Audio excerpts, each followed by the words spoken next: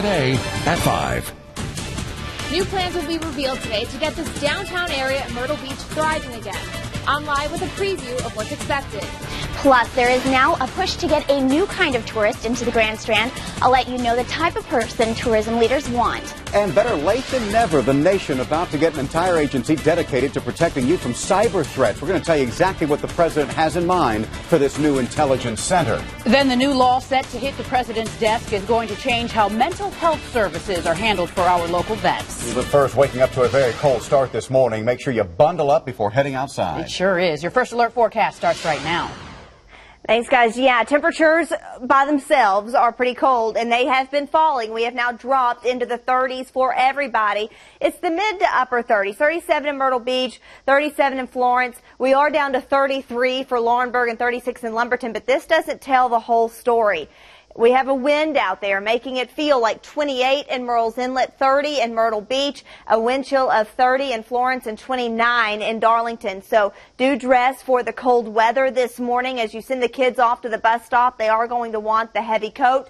And you're going to need a jacket most likely all day today. Even with sunshine, it's going to be a very cold, crisp winter day with temperatures mainly in the 40s to low 50s. I'm breaking it down for you coming up at 5:15. Marla, thanks so much. 5:01 on this Wednesday. Happening today steps forward to bring big changes to the heart of Myrtle Beach. And you know it as well as the rest of us. There are areas that could really use a facelift. This evening, city leaders will hear the results of a consultant's thoughts on new development here. Jenna DeAngelis is live in Myrtle Beach with a sneak peek at some of those recommendations. Well, David and Theo, I'm standing at the former pavilion, and the area surrounding it is one of the most visited spots in Myrtle Beach. And after a major survey, this is the area that our local leaders need to be focused on redeveloping. Now, the Downtown Redevelopment Corporation brought in the Urban Land Institute, or ULI, as fresh eyes for our city leaders. Today, we will find out the group's final recommendations for the area. The ULI didn't just look at the old pavilion area, but 75 acres downtown. We're talking about the area between 7th Avenue North and 1st Avenue North, between the Ocean and Kings Highway. This also includes nearby areas in need of fixing, like the big empty lot near the Children's Museum. I'm told today the city will reveal sketches from an architect who incorporated all the recommendations and ideas from the ULI for development moving forward. Leaders with the DRC gave me a sneak peek heading into today's meeting.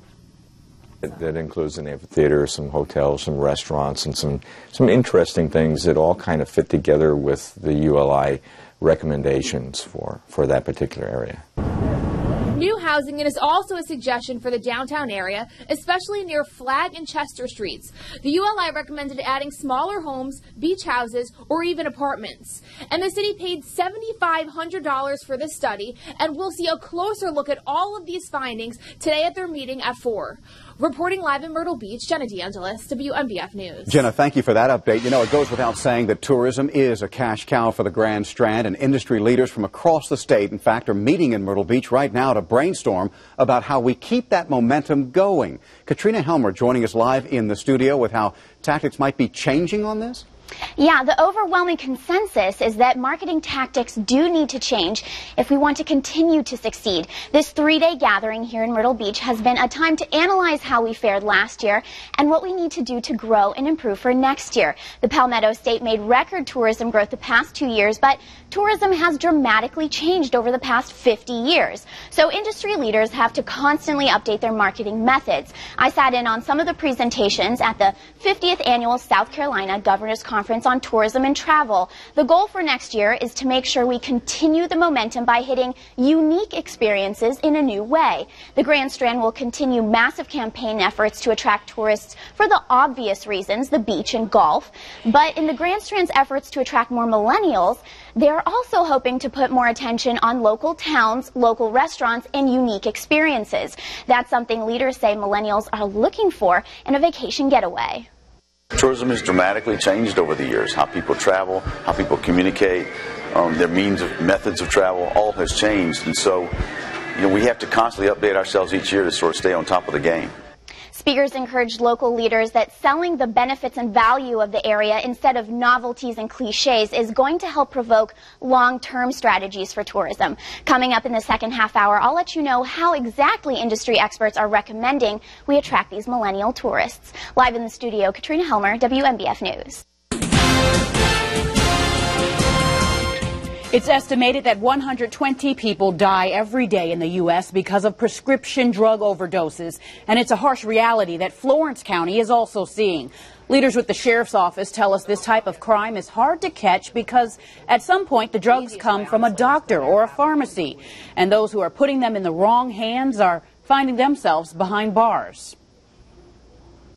Anytime someone takes medication not according to doctor's specifications, and if that individual transfers that medication or the medication finds its way into the hands of someone to whom it's not prescribed, then that brings about legal consequences.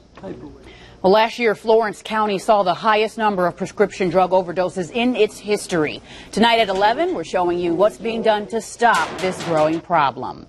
Another growing problem in the PD, thieves stealing your personal information right out of your mailbox. Experts say thieves see the red flag up on mailboxes and take what's inside. If they get a bill payment with a check inside, they now have your bank account information.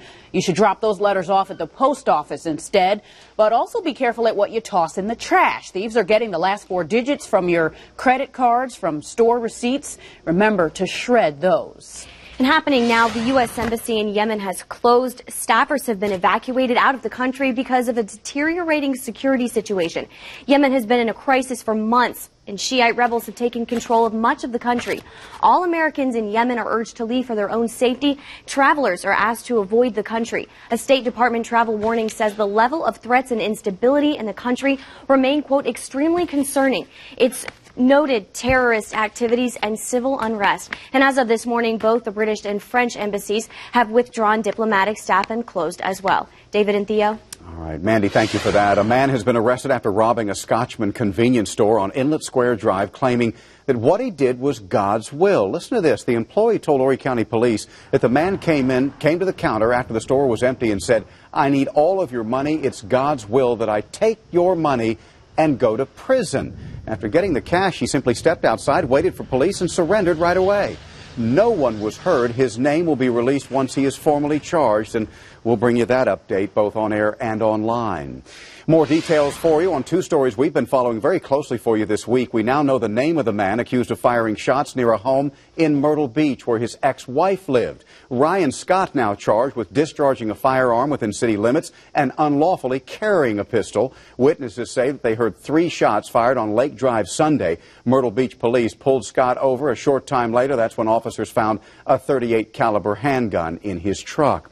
And we've learned more about the possible meth lab investigation that shut down roads near 44th Avenue North Monday. SLED officials tell us that an active meth lab was not found at that home on Camellia Drive, but Myrtle Beach police say there were some drug elements of a meth lab at the scene. SLED's meth response team came to that scene right away to securely dispose of all of those elements. Well, the Powerball jackpot has now been adjusted to $485 million. If you have the winning numbers, the cash payout will be $327 million. South Carolina Education Lottery officials say this is the 3rd largest jackpot. To win, you have to, of course, buy a $2 ticket before 9:59 p.m. Then tune in, of course, to WMBF News at 10:59 p.m. to see if you are indeed the winner. Tupelo Honey Cafe in the Market Common will have its grand opening February 23rd. The restaurant owner says it's their largest and first ever beach location. It'll have 250 seats inside, 40 seats outside. The outdoor area will have a fire pit along with service from the bar. The cafe serves southern dishes and will offer 24 craft beers on tap. If you want a sneak peek of that menu, check out this story under the local tab on WMBFnews.com. And a job fair is coming to the Inlet Square Mall. That will be Thursday, March 5th from 10 a.m. to 2. Goodwill, the Myrtle Beach Area Chamber of Commerce, and the Georgetown County Chamber are teaming up for the fair. If you're a business owner and you want to participate, it is just $25, but you have to register by the 27th of this month. We have a link for you on WMBFnews.com. The story under our local tab will take you through that process. And due this morning, the Obama administration has just created a new intelligence unit to fight computer and online threats. The Cyber Threat Intelligence Integration Center, as it's called, will focus on strengthening government network defenses and sharing more information with businesses. While existing defense agencies do have cyber units, no single government agency is actually responsible for coordinating threat assessments and responds. President Obama will release more details Friday during a cyber summit at Stanford University in California. Improving mental health services for veterans is just a signature away from becoming a reality. Congress passed the Clay Hunt Suicide Prevention for American Veterans Act, that bill named after a Marine who took his own life after tours in both Afghanistan and Iraq. It requires independent reviews of mental health and suicide prevention programs at the VA and Defense Department, this while offering incentives for any psychiatrist who chooses to work with veterans. Our government is taking a very important step in honoring its promise to our veterans. It is too late for Clay, but we can help, we can save the other vets who need care. This act would also increase mental health outreach to veterans. President Obama will sign the bill into law in a White House ceremony tomorrow.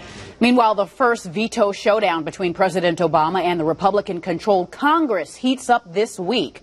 The House is expected to pass a bill today to move ahead with the construction of the Keystone XL pipeline. It's designed to take oil from Canada all the way to the Gulf of Mexico. The Senate has already approved the bill. House approval would send it to the White House for the president's signature by the end of the week. Mr. Obama has said he will veto it. This morning, you can help a father find his missing daughter. We'll tell you how you can join the search effort to bring her home coming up. And the sun will be out today, but it won't warm things up much. Highs in the Grand Strand and PD are just 3 minutes away.